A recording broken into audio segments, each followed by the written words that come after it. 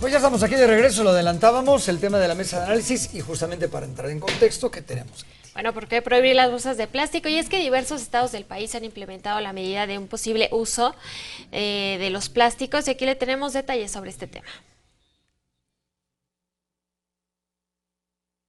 Los plásticos en general se han convertido en un material indispensable para el ser humano, pues son funcionales y a un muy bajo costo. Pero ¿cuál es el impacto real del uso de estos productos? Datos señalan que tan solo en el 2015 se generaron 8.300 millones de este tipo de residuos. 5 billones de bolsas plásticas se utilizan anualmente y 1 millón de botellas de este material se compran por minuto. Se estima que de seguir así, en este año se superen los 500 millones de toneladas de residuos de este tipo. Los plásticos están hechos de polímeros derivados del petróleo. Pueden demorar hasta 400 años en degradarse y en algunos casos más de 1000 años, dependiendo del material con el que se fabriquen. El papel de la ciudadanía para reducir el uso de plástico es vital, pero organismos aseguran que la creación de leyes que regulen su uso y el cambio en el modelo de producción de las empresas son necesarios para lograrlo. Expertos señalan que parte del problema es la gestión que se hace de estos residuos, pues la mayoría de los envases de plástico son de un solo uso. Estudios señalan que del 100% de los residuos plásticos mundiales, solo el 9% se recicla, el 12% se quema y el 79% restante acaba en entornos naturales, en su mayoría mares y océanos. Es por eso que con mayor frecuencia aparecen animales marinos muertos en las costas por ingerir grandes cantidades de plásticos, así como olas de plástico e incluso islas de plástico. Actualmente, gobiernos de algunos países del mundo han prohibido el uso total o parcial de bolsas plásticas de un solo uso, pues son los residuos que se encuentran con más frecuencia en el medio ambiente.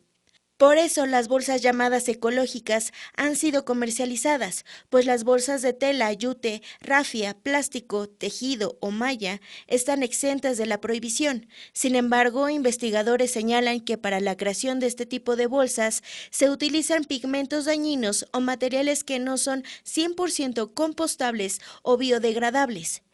Expertos señalan que una opción viable para sustituir las bolsas es usar una bolsa de tela de algodón, mucho mejor si es hecha con tela de ropa vieja. Asimismo, señalan que todo depende de cuántas veces se utilice esa bolsa, pues reduce el consumo y por lo tanto los desechos. Sobre este problema aún hay mucho que hacer. La pregunta es qué estamos haciendo sociedad, gobierno e industria para cambiarlo. Inés Olleiro, Mexiquense Noticias.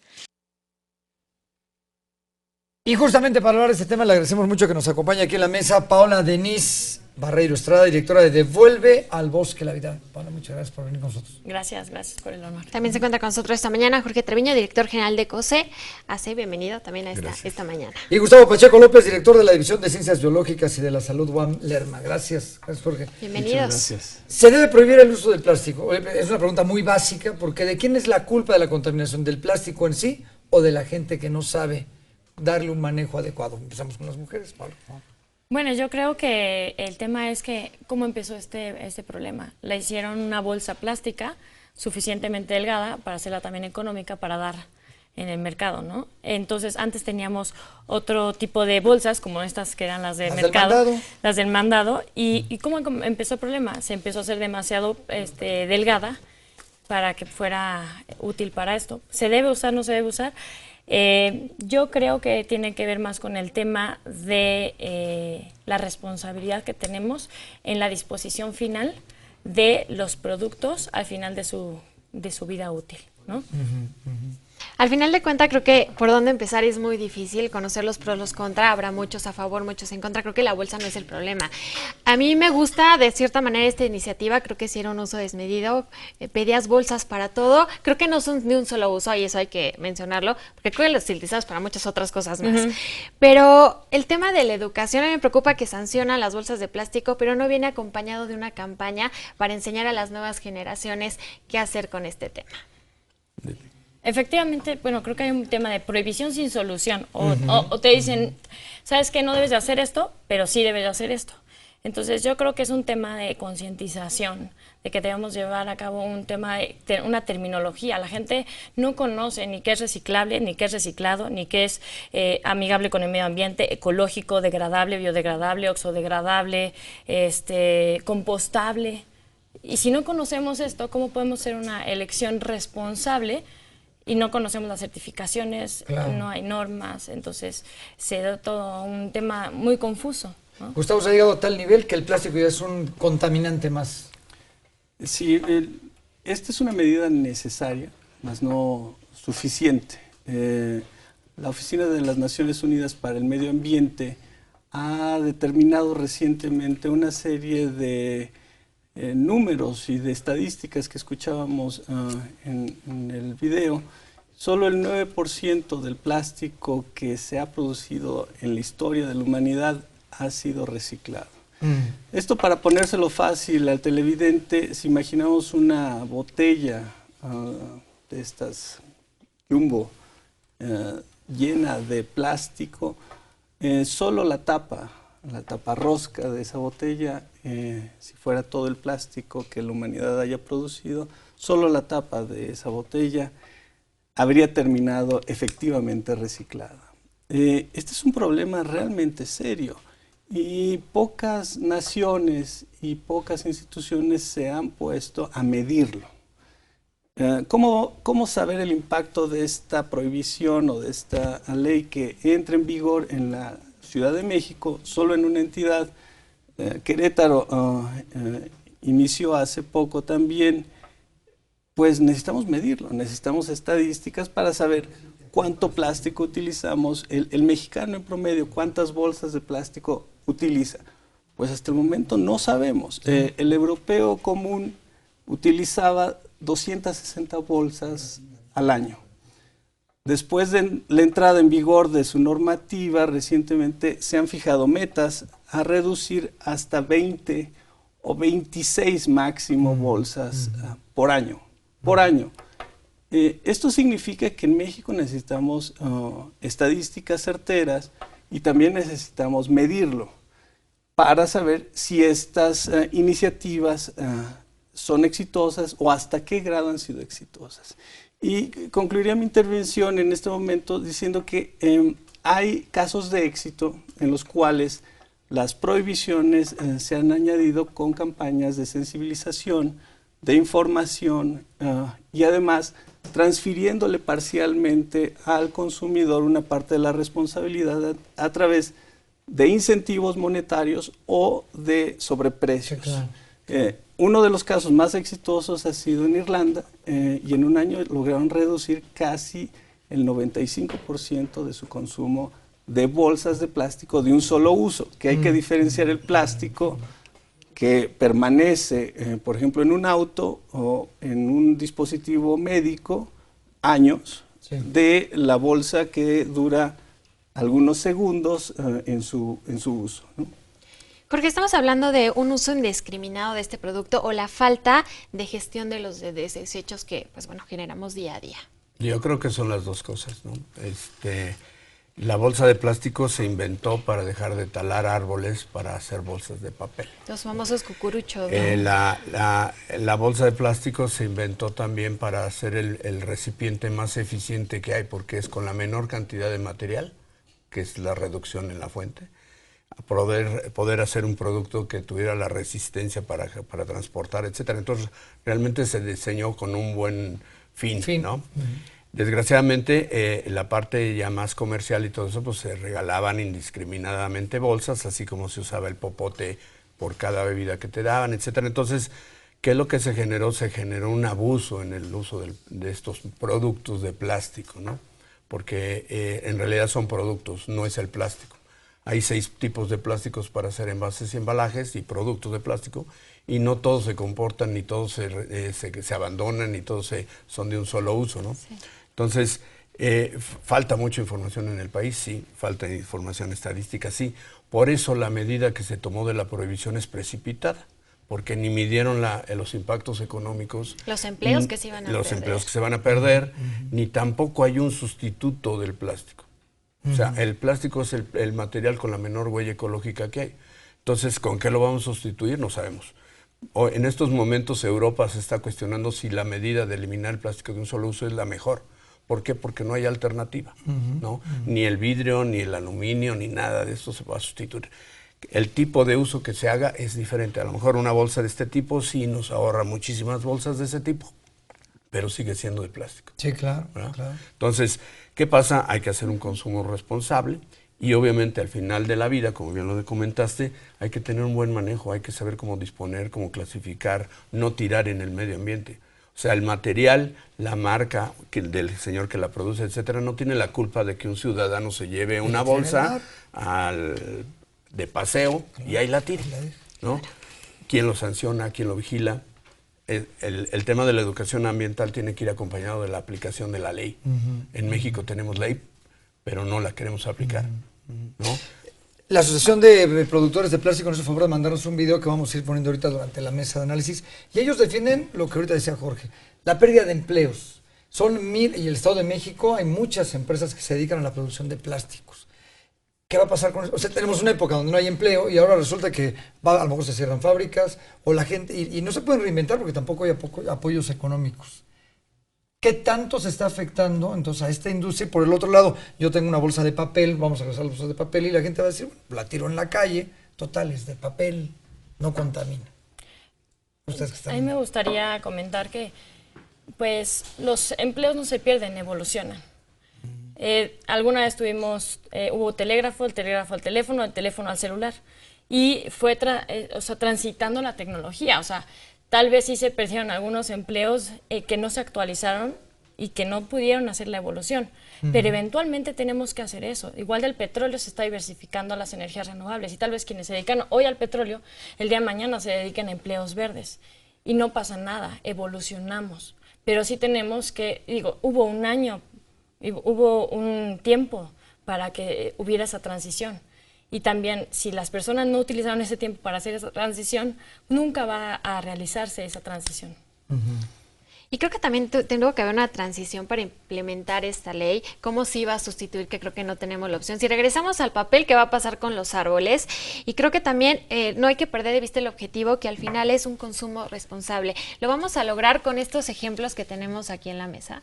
Sí, miren, bueno, yo quería mostrarle al público, creo que a veces la imagen es muy gráfica. Estos a mí me los dieron, ¿no?, en una empresa y tienen una certificación internacional. En México todavía nos hacen falta normas, certificaciones, etcétera. Y lo importante desde mi perspectiva es que sean compostables. ¿Y la bolsa es compostable? Es compostable. Quiere Porque decir lo van a ver que en la tele, van a decir, oye, no está en bolsa de plástico. Yo la puedo compostar, los popotes, estas por ejemplo, estos, ¿no? Las sandwicheras. ¿Pero qué tanto se eleva el costo? Porque muchas veces es lo que decían. ¿Cuánto me va a costar comprar una bolsa que sea más amigable con el ambiente? De 2 a 3 veces más. Yo creo que va más allá. Este material composteable viene de Taiwán, ¿no? Es el PLA, es el ácido poliláctico. Ese material, por el hecho simple de traerlo de Taiwán, su huella ecológica ya es... No, la huella ecológica es mucho más grande que el polietileno que hacemos aquí en Veracruz, ¿no? Segundo, para que podamos hacer que esto realmente sea composteable, necesitamos instalaciones en México que composten, que hagan una mezcla de esto con tierra, con orgánico, que le den humedad, rayos ultravioleta, temperatura, para que se degrade. No existe en México esa infraestructura. Entonces, de nada sirve que la bolsa sea composteable si no hay instalaciones para compostear. Sí. No se está afectando... Bueno, los periodistas somos muy desconfiados, ¿no? No hay un interés detrás de todo esto para afectar a estas empresas. O sea, bueno, vamos a afectar los popotes porque no me llevo bien con el dueño de la fábrica de los popotes. Así de fácil, porque sabemos que el problema es de fondo, es un problema de educación. Sí, el tamaño del problema es de una magnitud global. Se han hecho estimaciones de que si atáramos las bolsas de plástico una detrás de otra, la producción global de estas bolsas de plástico de un solo uso, hay que diferenciar entre el plástico de un solo uso y el plástico que está siendo utilizado por más veces o que tiene fines particulares y que no se puede sustituir fácilmente. Por ejemplo, hay dispositivos médicos que solo pueden ser de plástico hasta el momento. Hay toda una parte de la industria automotriz que depende del plástico y que ese plástico es necesario y que se utiliza durante años. Una gran problemática que se tiene es el plástico de un solo uso. O sea, este es el gran problema que tendríamos que focalizar, y los datos los necesitamos para saber cómo actuar. Este estudio que hace las Naciones Unidas es un estudio que se refleja en 60 casos en todo el mundo. Y efectivamente hay parte de la población que es altamente vulnerable a las transiciones y generalmente son los más pobres. Se han estudiado cómo en este tipo de imposiciones en países que no han tenido la capacidad de transitar han sido contraproducentes. No en todos los países donde se ha impuesto una prohibición ha sido exitoso. Entonces, en México en este momento tenemos una situación también desregulada porque tenemos 2 entidades federativas que prohíben y están circundadas por entidades federativas que no prohíben. Entonces echa a andar, como en muchas otras leyes, de manera improvisada, sin darse cuenta de las consecuencias. Desde mi punto de vista, era importante hacer un análisis con datos, hacer una campaña de transición, una campaña de educación y generar también incentivos hacia la industria que permitiera pues generar tal vez estos empleos que potencialmente se vayan a perder. Por ejemplo, les puedo compartir que nosotros en la universidad les traje un regalo a todos, una de estas bolsas de yute que pues parecen muy nacionales. Es difícil encontrarlas de origen nacional, vienen de la India. Entonces, intentamos buscar, desapareció. ¿Cierto? En Yucatán estaba en Yucatán. Es necesario una reactivación. Pero eso va a costar traerlo desde la India, entonces va a generar un costo. Ya no lo producimos en México. Entonces, ¿no? hay una situación que uno quisiera pues transitar lo más rápido posible, pero Europa, un continente completamente alineado hacia una visión sostenible, se ha planteado 30 años de transición, claro. 30.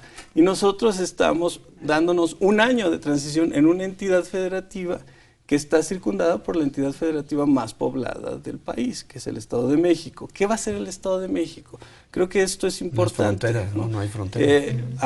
Vamos a generar un mercado negro de plástico que sería también contraproducente, o irá alguien a la cárcel por haber dado una bolsa de plástico en un mercado.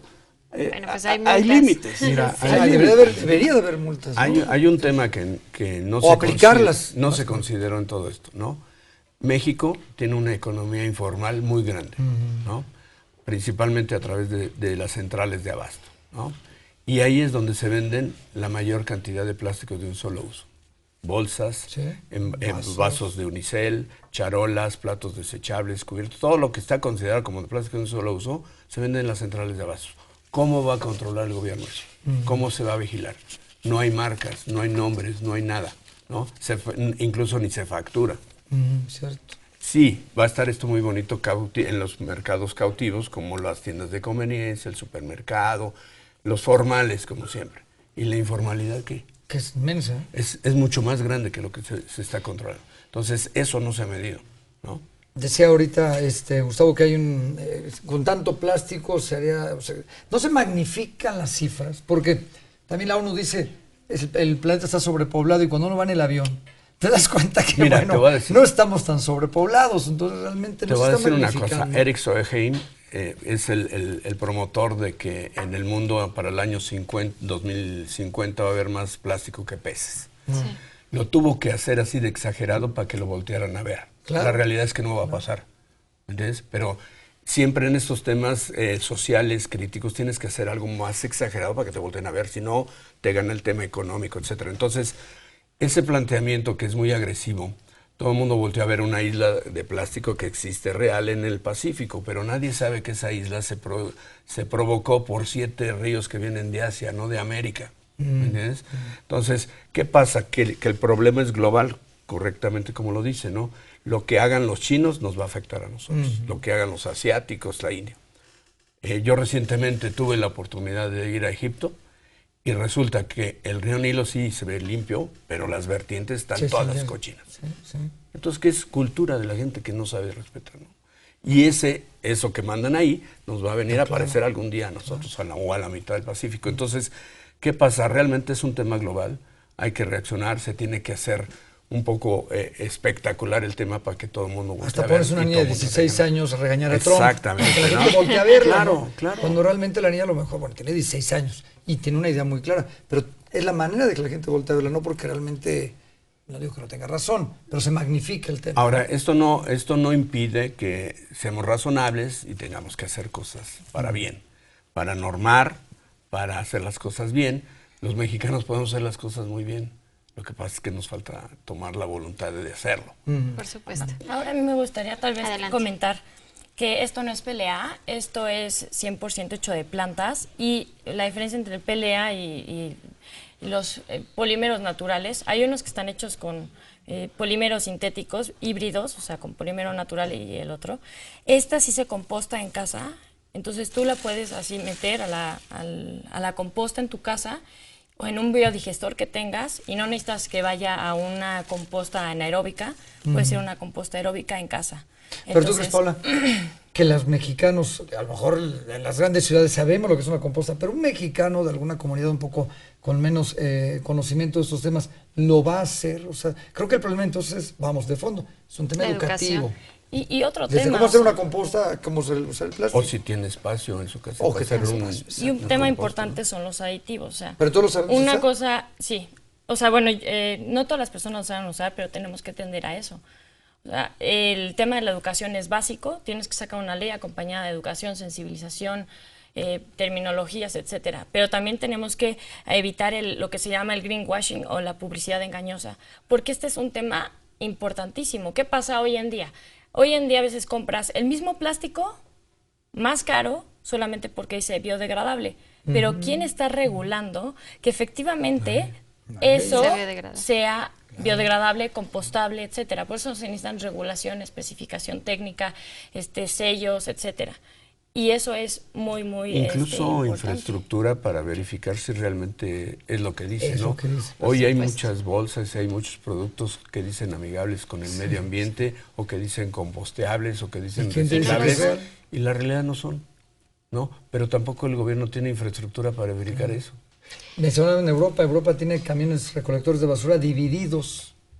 Aquí ni eso tenemos. No podemos ni dividir lo orgánico y Ni lo los señores la inorgánico, ¿no? dividen. Entonces creo que teníamos que haber empezado por ahí, ¿no? Hay un punto que me parece importante traer a la mesa, que es la entrada del plástico a la cadena trófica humana. Esto probablemente sea de la información que más ha sensibilizado a la comunidad. Es decir, nos estamos comiendo el plástico que producimos y qué potencial efecto dañino en la salud existe. ¿Y ya está comprobado eso? No hay suficientes datos experimentales. Es importante investigar. Claro. Necesitamos datos. Hasta el momento lo que sí sabemos es que entra en la cadena trófica y que ya está incorporado a lo que sería la biomasa del planeta. ¿Qué va a pasar con estos microplásticos y qué efectos dañinos tienen? Hay datos que indican pues que tienen un efecto tóxico. ¿Hasta dónde son causantes de una pandemia? Todavía no lo podemos asegurar con datos duros.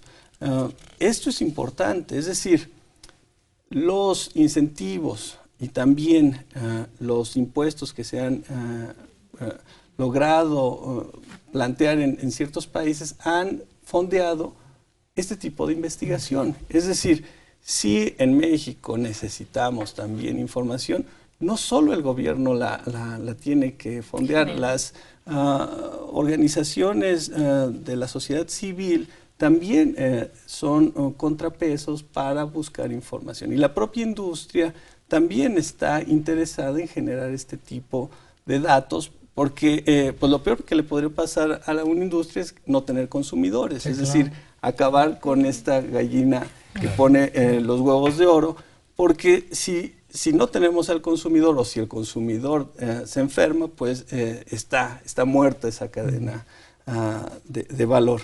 De tal forma que el estudio de los microplásticos es una parte que en la Universidad Autónoma Metropolitana realiza, en particular en la unidad Azcapotzalco, y pues los datos experimentales son tardados. O sea, no tenemos la posibilidad de darles datos espectaculares, pero hay suficiente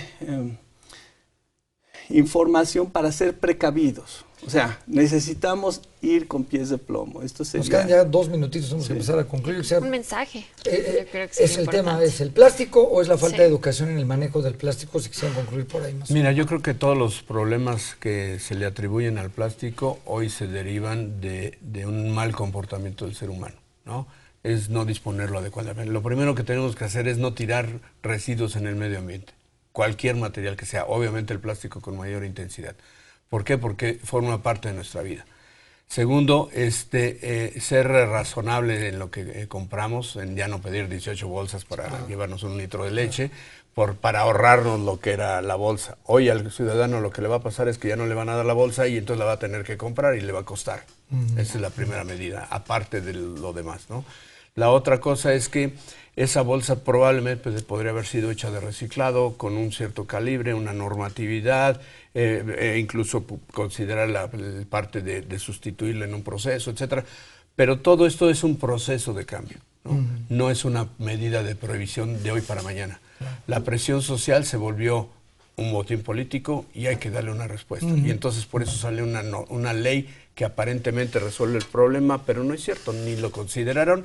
Y además no hay una solución mágica, es un conjunto de soluciones. Entonces, ¿qué pasa? Educación, aplicación de la ley, infraestructura, normatividad, hay muchas cosas que hay que hacer. Entonces, yo creo que ahorita nos vamos a enfrentar a ese choque y vamos a ver las consecuencias de la mala decisión y entonces tendremos que empezar a hacer las cosas bien. ¿Qué es un envase y embalaje? ¿Qué son los artículos de larga duración de plástico? ¿Qué es un plástico de un solo uso? ¿Cómo podemos sustituirlos? ¿Qué se puede volver a reconsiderar como las bolsas reutilizables para el mandado, pero son de plástico? Son una serie de cosas que vamos a cuestionar. Pero lo básico es la educación, la conciencia del ciudadano. Nos queda un minutito, mamá. Paula. Bueno, yo consideraría, desde mi perspectiva, que lo más importante es dejar de consumir cosas innecesarias, en general. Plástico, aparatos, lo que sea, innecesario, y volver a lo reusable. Entonces, si tenemos que hacer esfuerzos extraordinarios, los necesitamos hacer porque el reto que tenemos es inmenso. Y entonces necesitamos hacer grandes esfuerzos. Un cambio en la dinámica de consumo. ¿Con qué te vas? Yo me quedaría con esta necesidad. Me parece que fue importante poner en la mesa y que se esté discutiendo. Era necesario actuar, pero no es suficiente. Necesitamos tener acciones integradas, que el sistema de esta economía circular se asuma, que los productos no desaparecen mágicamente cuando se los lleva el camión de la basura, sean desechos orgánicos o inorgánicos. Necesitamos asumirnos como consumidores responsables.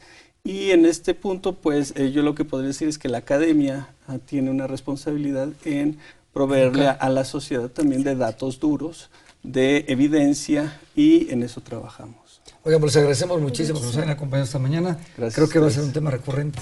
Sí. Es correcto. Muchísimas gracias. Pues muchas gracias. Muchas gracias a Muchas ustedes, gracias a ustedes. Paola, Jorge, Gustavo, y gracias a ustedes por acompañarnos. Al final, la opinión más importante también la de usted importa y hay que hacer muchos cambios desde casa, desde la educación y desde los pequeños, y también nos corresponde a nosotros qué hacemos con la basura que tenemos en el día. Así es. Corte y volvemos con el volvemos. último bloque.